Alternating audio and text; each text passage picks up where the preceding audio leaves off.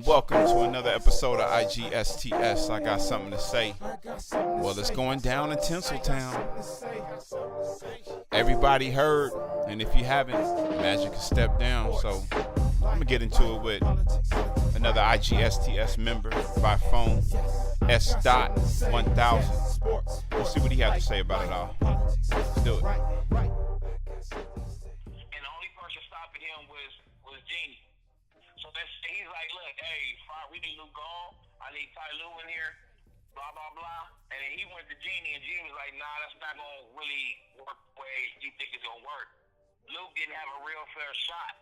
We got him through next year, and he has the team option after that. Right. You know what I'm saying? We're going to already be in a luxury tax. Now we got to find a new coach, a new staff, and everything else. When he didn't get a fair shot because of everything that happened, let's see this thing through a little bit. Let's play this out a little bit more. You know, he was like, damn, she tied my hands behind my back. I'm Magic Johnson. I'm handcuffed. He alluded to that too. I'm a free bird now. I'm not handcuffed no more. That's how he looked at his experience. He knew how hard it was to be a lady. You played through adversity. And then when it came to you, you quit. I mean, was it really adversity that he played through? Was it really adversity that he played through, or did he just play and just have what we call like good fortune to be able to get what he wants? You got the players you got, man. Because as much as people don't want to acknowledge that about what Paul Pierce said, a lot of it's always true. When you have certain players in place, like the way Wade was fortunate to play with Shaq, and he won a championship with Shaq, so he can't act like Shaq's impact on that team didn't matter. He didn't win before. Right. You know what I'm saying? Let's think about that. Shaq had his 17 a game. No, he wasn't the Shaq that was in LA and this and that. Their system was different, but nonetheless, you won with Shaq. Shaq was a part of that, and that was a better part of that. He just left championship run with us. Well, we know it's a team sport, but check it out. Eagle don't have team members. Eagle is not a team. You dig? So a lot of these cats, look at Magic. An Eagle, man, it's not a team player. So if he can't come in and smile, you know, and get the job done, I mean, look at his business. He's successful. What does he really do? Like, seriously. What does he really have to do? I'm not saying he doesn't do anything, because obviously, again, his legacy proves everything. I mean, he walks in the building and smiles, and that just makes people day, right? That changes money over hand over fist, and he's been doing it. Now, as far as I'm gonna ask you a question. All right. What would have impacted his overall legacy more than, to me, this tarnishes some of the things he's done. We understand his missteps as him being an executive in a high-ranking position for an organization that you played for. There were some things he didn't do right. The Zubac trade, there's a lot of things you can point to when you look at what he did wrong. But to me, it says something by seeing it through. He owed us one more summer, I think. Yeah. You know what I mean? Right. That's at the very least. You owed us at least this summer is crucial. Don't say, oh, we right there. If everything is on schedule, then why you disrupt the schedule? That just pisses me off. Because now you're going to say, oh, man, it's like, just because it's that, no, like they said, y'all been on me, like I like what Skip, what's his name said, I only watched him for like 5 minutes, but he said, yeah, y'all been on me, it's urban around here. I want to get back to being Magic. He want to be Magic. I mean, what does that symbolize, though? Pleasing people. That's an ego. Again, an ego does not have a teammate. It's all about how smoothly he can conduct the success, that the legacy that he's bringing. That's all he's doing. I mean, he is a big part of it. Like you said, he got a statue, you know. But if you look at things that were hard for him, talk show, coaching, this little stint right here, when he unfortunately, you know, had to reveal that, you know, he had a sickness that at the time they couldn't tell how to really deal with it, and he had to step down. Anytime his ego is faced with something, he can't work with others. He has to run away, and that may speak a lot about who he is. You know, before he was known as Magic. And once he found that magic, that was a comfort spot for him. That was a place where he can reside and feel in control. And now he don't have that.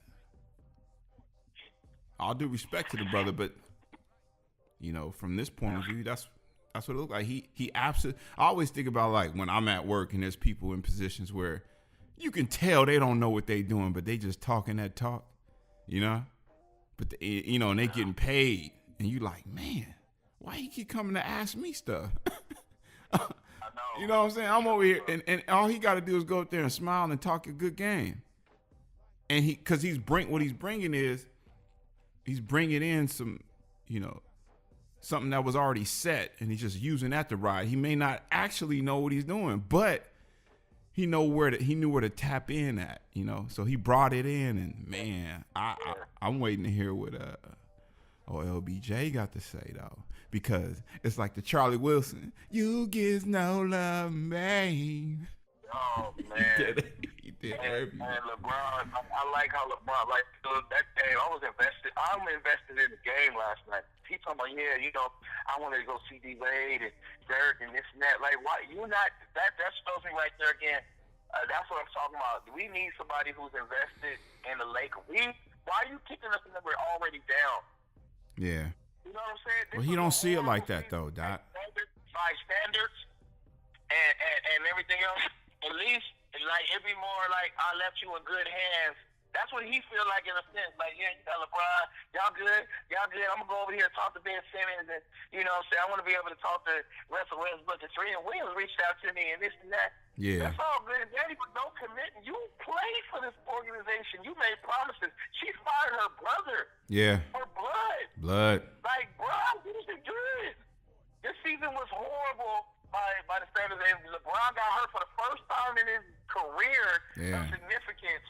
There was a lot of things that was out of our control that we're taking blame for because there's no excuses in LA. Panicked. They don't leave room for excuses. And then you making excuses? Everything you said was a damn fair excuse to me. But you preaching excellence to me? I wouldn't hire you for ESPN a third time, I know that. Oh, yeah. Because just as many, like, people talk about that. Ric Flair, 16-time champion. Well, guess what? That means you lost them 16 damn times, too. Yeah. What the hell going on? Tinseltown is going down. You had other Hall of Famers. I'm going to stop counting up your championships. I'm going to start counting up your quits. Right. We'll start doing that to your ego. I'm mad at Tyson. And I hate to even be saying that. I'm just pissed at him because of the way he did it. I just feel like that was just, like, bruh, me and you in business together, and I depended on you to do your part, and I got a big role too. Right. And then you just kind of like, hey, man, hey, your boy Floss on TV right now, man. What are you doing? What's going on? Oh, he's saying he out. He got other things he want to do. Like, damn, bro. Like, right, you know, I've been here out of getting in the best. Like, you know, I just talked to him. We didn't get the show. We did all it. We did all this stuff. Yeah. He couldn't touch me. He couldn't say nothing to me, dog. That's my homie. I want to preserve our relationship too, but right now it's hard to think about that when you. Right. When you leaving me in the midst of the company, kind of, yeah, you know, we in good standing going forward, but there's some hard decisions we needed to make. Yeah. Now you just made it easy because you ain't got to do nothing because that's what you was doing anyway. You got comfortable doing nothing. And his nothing was being Magic, man. I mean, that's exactly what it is. His nothing was being Magic, but it carried the legacy. Hella selfish, man. Yeah. I ain't gonna be here. Like, that's gotta be a damn meme today. Like, somebody's gotta come up with that and just keep playing that same act. Like, I'm talking about, like, he said that with a smile. Like, I'm listening to people talk to me. You know what I'm saying? I'm going down the hallways. They're like, yeah, man, next year we got this space. Like, I ain't gonna be here. Hey. What the hell? Hey, with Doc, I gotta tell you though, bro, we on right now, fam. We on right now. I got you on the mic and everything. I've been recording this, dog. So you set the meme. I got you, dog. Man, whatever. This right here, just some crazy stuff, man. Yeah. I just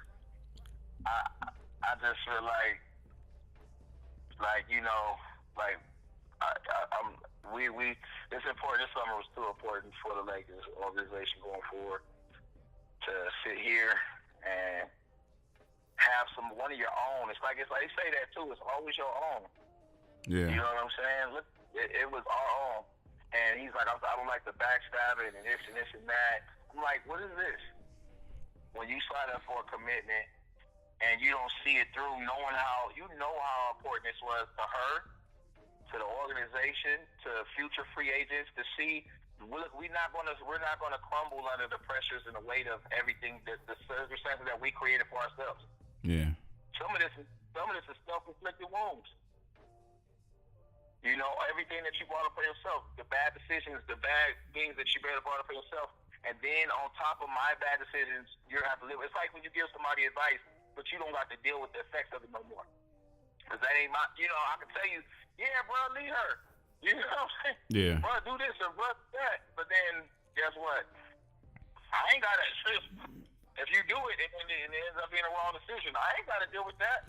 Well, Magic clearly came in with, the art of not having accountability because, like you said, they got rid of blood, and it's obvious that blood is thicker than Magic.